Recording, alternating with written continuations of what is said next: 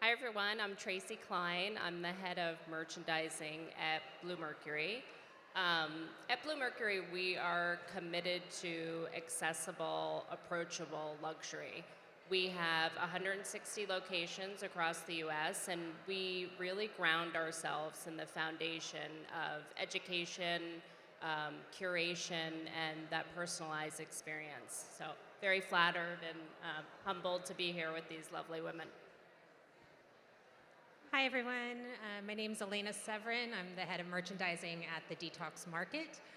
The Detox Market was founded in 2010 as a place for education on clean beauty. We were a little ahead of the revolution. We have 3 stores in the United States and 3 stores in Toronto as well. Yeah, I'm gonna have to check it out while I'm in the city. Soho location on Houston. Hi everyone, I'm Jessica Young, founder and CEO of Bubble. You can find us at bubblegoods.com or at bubblegoods. We're an online marketplace for clean label natural food brands to ship direct to consumer. So very much like an Etsy for health food or a detox market for health food online. Great. So I'm going to start. We know that 2020 was definitely a pivotal year, and we saw retail change rapidly as the pandemic propelled already growing e-commerce and digital shopping options to new heights. So really, how has the shopping experience changed from the pre-pandemic days to now? And Tracy, I could start with you. Great. Uh, it's changed in so many ways, but probably 3 main things that I would pull out of it. Change in the client's desire for more education. So beauty obviously has evolved, has become more complex. So the client has more questions. So the education piece is so important. Ensuring that we're arming our beauty experts, our digital platform with the education to be able to navigate the client's questions.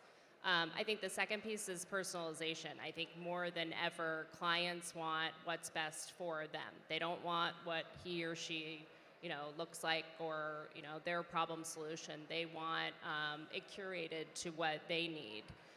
Whether it's a night out on the town, look for that, or a problem solution. And then it all just grounded in the omni experience. So clients want consistency, they want timeliness, and they want convenience. And I think that is quite a challenge for most retailers and will continue to evolve. So I'm going to agree with everything that Tracy said and add a little bit more. Basically, what happened is the Detox Market, our number 1 door pre-pandemic was already .com. They were both for Canada and US. So when 2020 hit, we were set up there. But the difference is now is that everyone was forced to look at their digital platforms in particular and really just make them 3-dimensional and go to where the customer is. And that means education is at the base and the forefront of everything I think all of us do. But really just honing in and leaning into our authentic self, our inclusive self, and bringing all of these values that we hold so dear, but bringing them to the forefront and leaning into our consumer and bringing them kind of into behind the scenes of selling. I mean, TikTok, live shopping, all of it. It's all about transparency, authenticity, and inclusivity. And so it was just re-elevating our digital platforms. Yeah, for us, we are a really new company ourselves, so we saw a huge shift in the pandemic with brands wanting to get on our platform. They were very much recognizing that they needed to be online. They weren't getting, contracts at Whole Foods as a food and beverage brand. So we moved to really support that through the pandemic. We had a handful to maybe 100 brands pre-pandemic. We now have over 700 brands, listing on our platform to ship, direct to consumer. The online grocery space specifically saw 5 years of growth compressed into one quarter. So I think the entire online space was rushing to really accommodate serving customers, serving the supply side as well. We certainly were. So at the end of the day, it kind of came down to how fast could we move, what were the priorities during that time to serve, both sides of the market in the way that they needed, I think first and foremost, which again went down to convenience, education, but also just like straight up delivery and servicing, the at-home customer during the pandemic. Yeah, that's great. And I think, what you're all saying is that there's definitely more personal touch. Like if you think about shopping even a decade ago, like you'd go into the department store, you didn't know who was behind a brand or you didn't know the founders, and now that's completely changed to, consumers really wanting to know the brands, what they stand for. Like it's not just about the product anymore. So my next question is, how do you drive sales for brands, and what are you doing differently than other retailers? Because we know there's so much out there. So I would love to know what makes, your company stand out. And Jessica, I'll start with you. Sure. So for us, we're very different than an Amazon or a Thrive Market, which I think typically you would go to if you're looking for like healthy food online. We really have a strict set of standards first and foremost. So we vet all brands that list and sell with our platform. We look at food safety certifications, documentation. We're really, really strict about that. I know we always get called in the media like the Etsy of health food, but you can't be as mom and pop as I would say like a brand listed on Etsy. You do kind of have to be very much above boards. We take that, extremely seriously. And then from there, I would say the speed at which a brand can get up and sell, we're very small brand friendly. We love the latest, most on trend, go-to-market brand. Many of the brands actually like on these 2 floors are on our platform already. We are and aim to be that like go-to-market partner. So you can have a very low inventory. You can be up and selling within the week once you're approved and vetted, with your samples. So we've done a lot of work over the past couple of years with our technology and platform. We brought on an amazing CTO to lead that entire re-platform of Bubble as a company to support that extreme like fast go-to-market, which no other retailer, you can't say that about any other retailer. It takes months to even get a meeting with a Whole Foods buyer. So we're all about, for the brand side, go-to-market, start selling, drop into a national audience with your amazing product. And then from there, like on the customer side, brands want to list and sell with us because of that ease, but also, for the customer side, they can shop by vegan, paleo, whatever lifestyle they're leading. We make that very easy to kind of like discover the latest new brand on our platform and push some of these amazing players. We just released the Kelp Burger on our site, which is a new veggie burger player this past week, and we're shipping that. So, yeah. Elena, do you want to go next? Yeah. So the question was on what? Yes, I got it. I forgot the question. Sorry, can you repeat the question? Yeah. How do you drive sales for brands, and what are you doing differently than other retailers? Sorry about that. I haven't eaten yet today. Need a Kelp burger. So brands, you guys all know this. Brands come in all shapes, sizes, budgets, and stages. And so we identify our brands of where they are and where they wish to be. So we have everything from an incubator stage accelerator program called the Launchpad, to nurture brands and get them to market. We have brands that are able to participate in our Detox Box, which is a subscription service that gets into thousands of doors all at once and a 360 campaign attached to it. And then we have brands that we all know, the Ilias of the world, that are everywhere. And, but Sasha didn't start out on billboards in Manhattan. Sasha started out by going into stores and dropping off lipstick and trying to get them to partner. And so everyone starts somewhere, and it's really just recognizing where the brand is at each stage and their capabilities at that time. There's always something you can do to market and to drive sales for a brand at each stage of a brand's life cycle. I completely agree with what you're saying. At Blue Mercury, we are super thoughtful and detailed when we launch brands. We don't launch brands to launch and then move on. It's about we're in the business of building relationships and making it successful for both parties. But I totally mirror what you say in that each brand is different how you're going to drive sales. You can have a larger brand that's already at a scale and has resources and capabilities to do more, or you could have a brand that has evolved from someone's kitchen and they are, making the ingredients right there in their home and they don't have as many resources. So it's about partnering together on what's possible and what's not possible. But I think what you want to do is amplify the story. So the storytelling is so important. It's important for us at Blue Mercury to tell the story for the brand, and that's through our digital presence, through our beauty experts in stores. But it's not one size fits all. And that's a great segue because besides working with the brands, it's also about the consumer experience. Like how are the consumers shopping? So, now that we're returning to physical spaces and starting to kind of re-engage in person, what is the customer looking for now for both in-person and online experiences? And what are some ways you're creating an engaging customer experience? You can go ahead. Yeah, we just had our first master class in the United States last night at our store in Nolita. It was very exciting to be back in the world.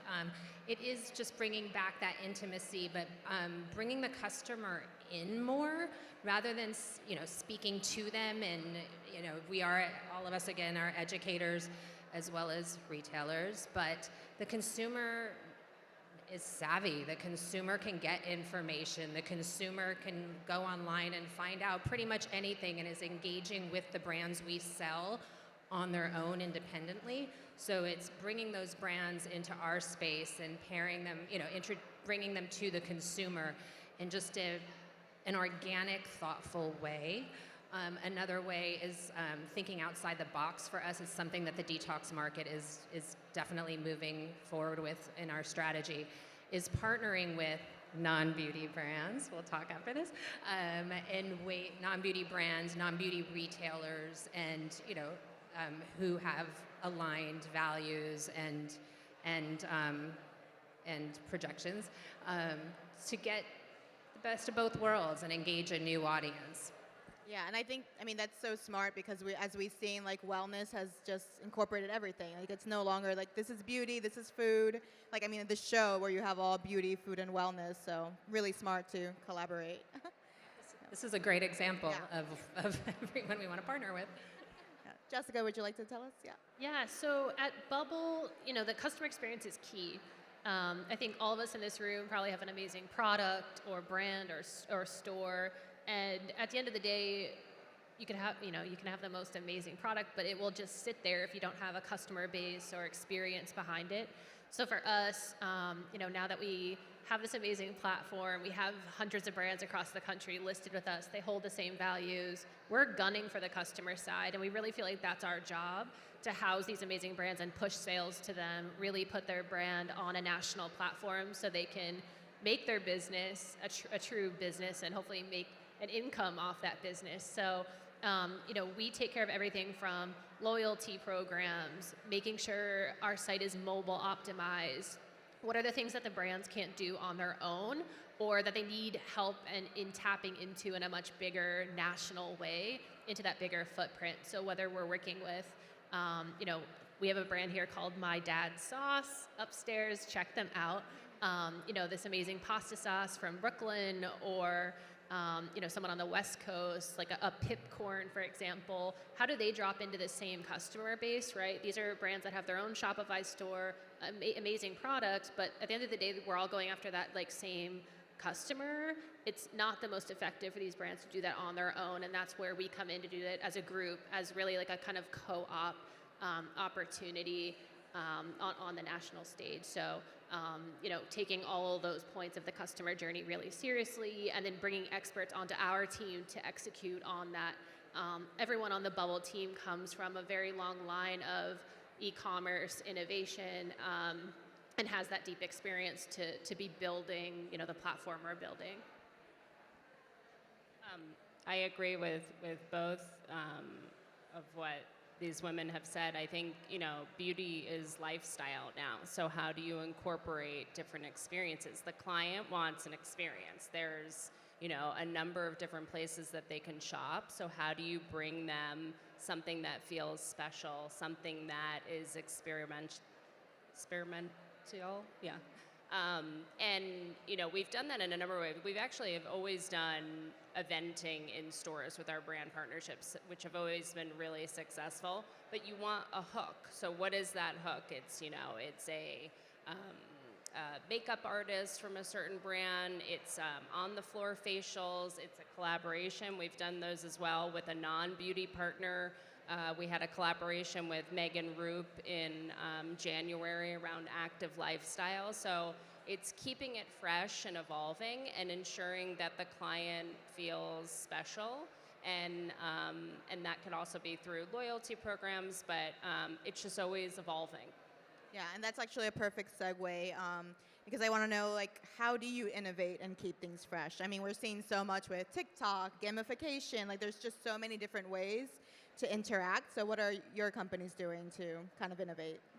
It's the relentless pursuit to innovate, yeah, which is, a merchant's job.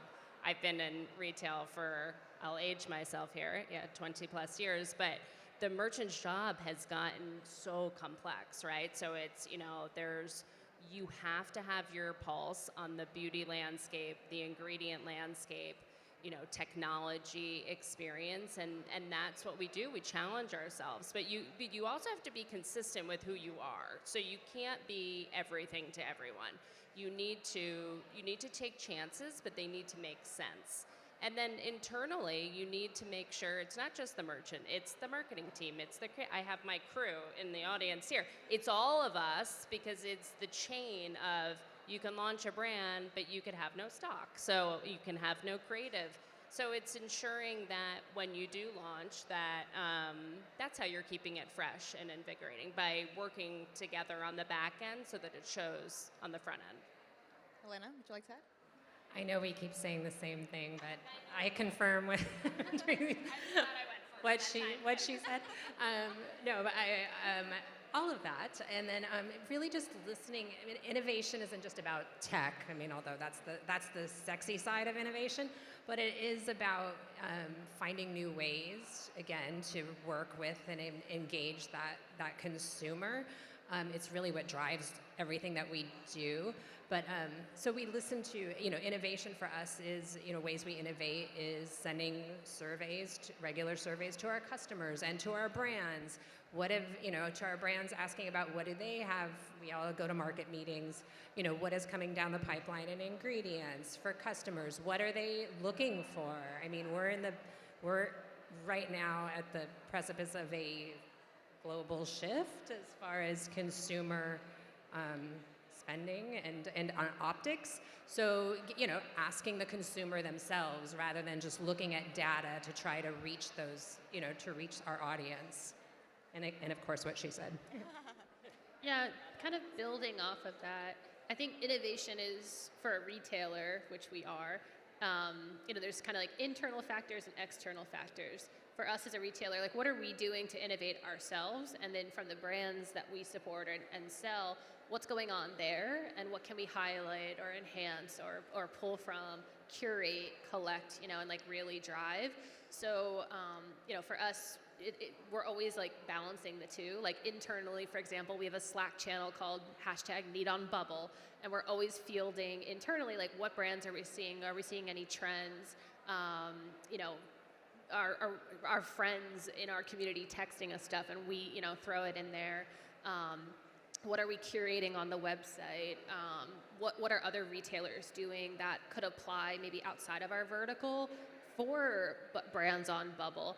And then for the external situation, what are the brands coming down the pipeline? What is a puffed water lily seed? And why are all of a sudden 5 brands this week listing with Bubble? What is this product?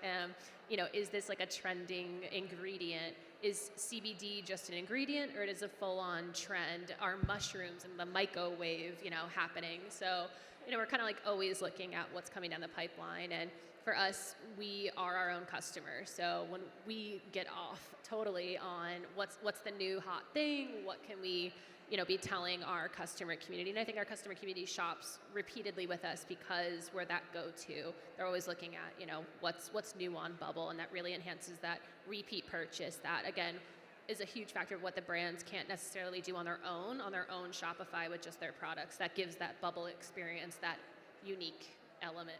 Yeah, and I think what's important with what you're all saying is that you know your customer. Like you said, you don't have to do all the trends. Like you don't have to try to be jumping on gaming while also, trying to heal the planet. Like I think even as, trend forecaster, whatever, when we work with brands, we tell them just pick what you do best and know your customer, because or else you're just going to end up being all over the place, and then they're going to see how inauthentic it is. So definitely really strong. I do want to ask a little bit about the brands again, and Tracy, this is for you, but as a large retailer, how do you support the growth of an indie brand, and especially seeing so many indie brands here? I mean, you have to, right? So it's not large retailer versus small brands. It's in order to be fresh and relevant.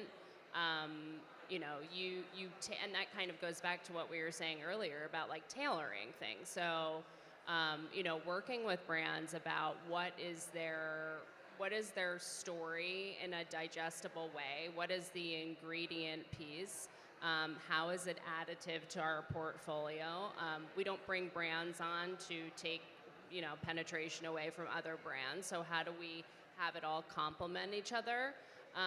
But it's not, it's no longer big retailer, small brand. It's look at all these small brands. And, small brands, we've had brands that, have started exclusive with us in 5 stores, and they are in every store now, and they are with other retailers, which is amazing for them.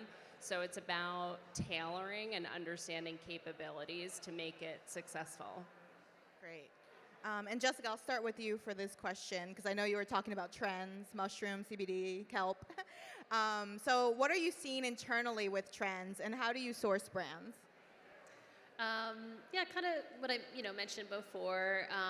Brands, a big goal of ours when we launched was how can we get a brand selling as quick as possible with no inventory minimums. They could go to market anywhere in the country and start selling to a larger platform, not necessarily at their local green market or Whole Foods. So to that national audience. So for us, it's self-serve. So anyone in the audience on mobile and desktop, you can go right to the Bubble site, start an account, sell today. You can make a listing on Bubble as easy as an Airbnb listing.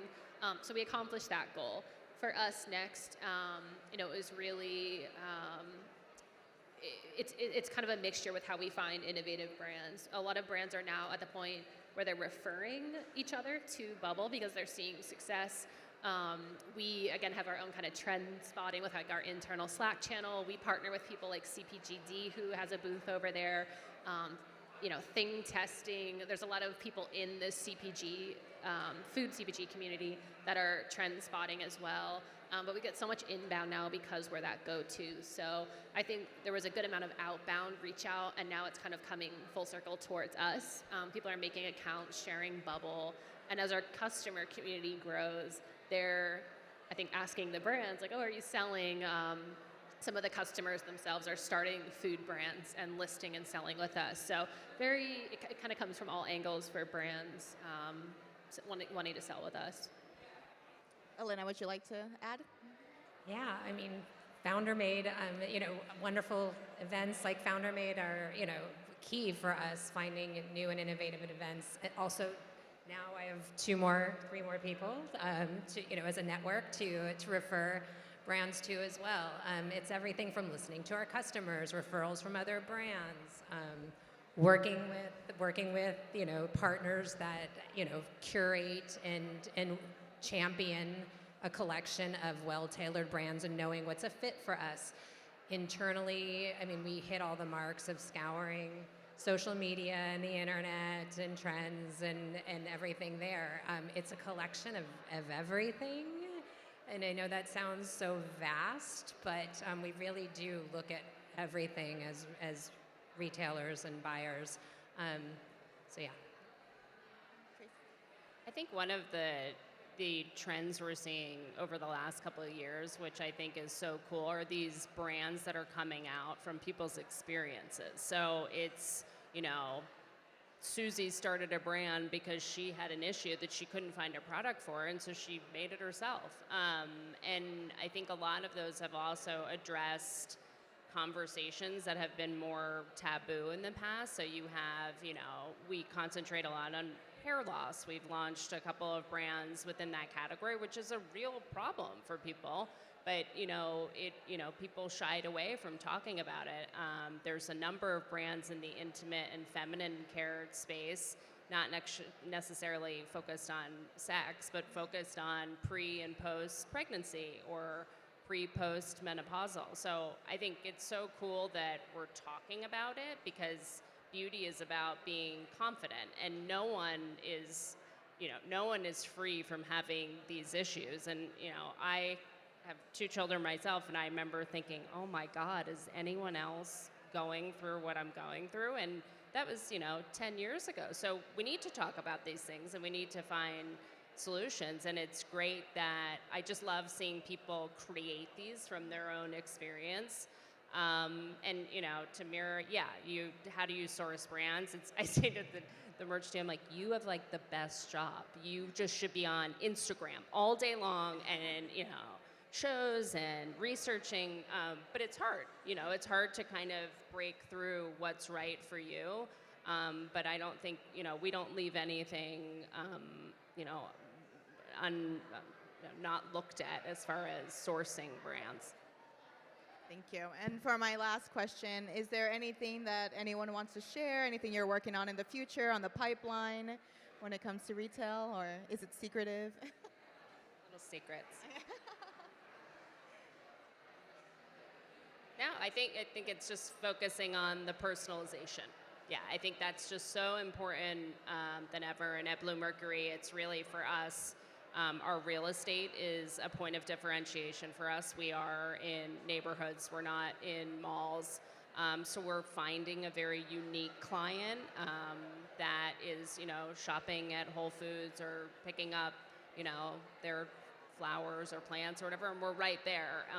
And so we are about being that neighborhood, accessible, approachable luxury. And I think that's important, because luxury products shouldn't be necessarily, you shouldn't feel intimidated. So that's really a lot of what we're focused on. One of you want to answer? I'm like, all right, I'm like, what can I say that won't get me in trouble if my boss tunes in later? No, something innovative I'm working on right now. We're very excited. It's in the beta phase. We are gearing up to launch a Clean Beauty Makeup Pro program to mentor and educate starting makeup artists that are starting out on clean beauty. If anyone in here is a makeup artist, you know that you don't get everything for free until you're Pat McGrath. So building a kit is very expensive, and we just want to work with budding makeup artists on social media and fresh out of school in how to build a great, clean makeup kit. So I hope I didn't share too much. Yeah, I mean, we have some pretty major growth goals this year. So we're hiring on the team. We're looking to expand. So we have a lot in front of us in terms of kind of what I was nodding to, like the customer side. So building an amazing customer experience, around that new user journey, repeat user journey on Bubble, to, again, go back to the brands. They're very much ready to scale in major ways right now. So lots around customer growth, which includes like partnerships. We're looking to partner with complementary, but similar customer-based brands. So anyone in like beauty, fashion, wellness, better for you space. We're looking to do. So, yeah.